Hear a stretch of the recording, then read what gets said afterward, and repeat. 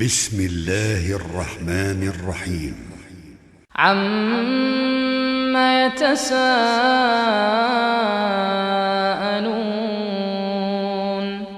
عن النبأ العظيم الذي هم فيه مختلفون كلا سيعلمون ثم كلا سيعلمون ألم نجعل الأرض مهادا والجبال أوتادا وخلقناكم أزواجا وجعلنا نومكم سباتا وجعلنا الليل لباسا وجعلنا النهار معاشا وبنينا فوقكم سبعا شدادا وجعلنا سراجا وهاجا وأنزلنا من المعصرات ماء ثجاجا لنخرج به حبا ونباتا وجنات ألفافا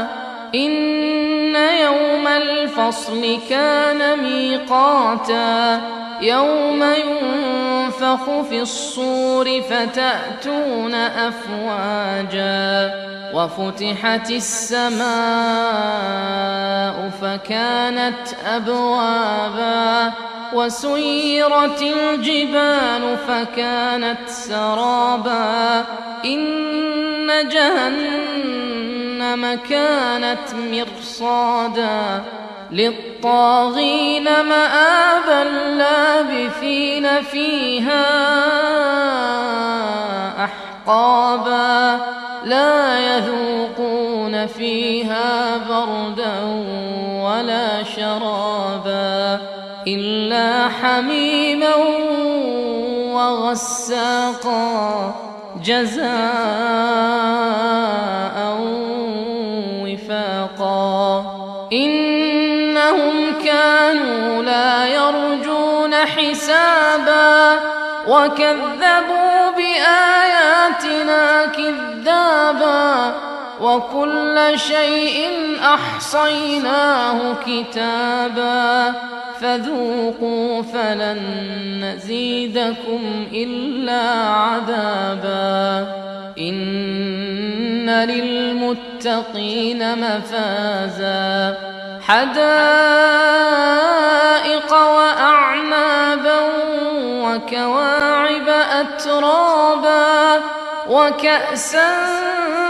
دهاقا لا يسمعون فيها لغوا ولا كذابا جزاء من ربك عطاء حسابا رب السماوات والأرض وما بينهما الرحمن لا يملكون منه خطابا يوم يقوم الروح والملائكة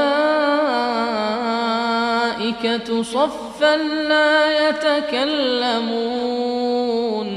لا يتكلمون إلا من أذن له الرحمن وقال صوابا ذلك اليوم الحق فمن شاء اتخذ إلى ربه مآبا إنا أنذرناكم عذابا قريبا يوم ينظر المرء ما قدمت يداه ويقول الكافر يا ليتني كنت ترابا.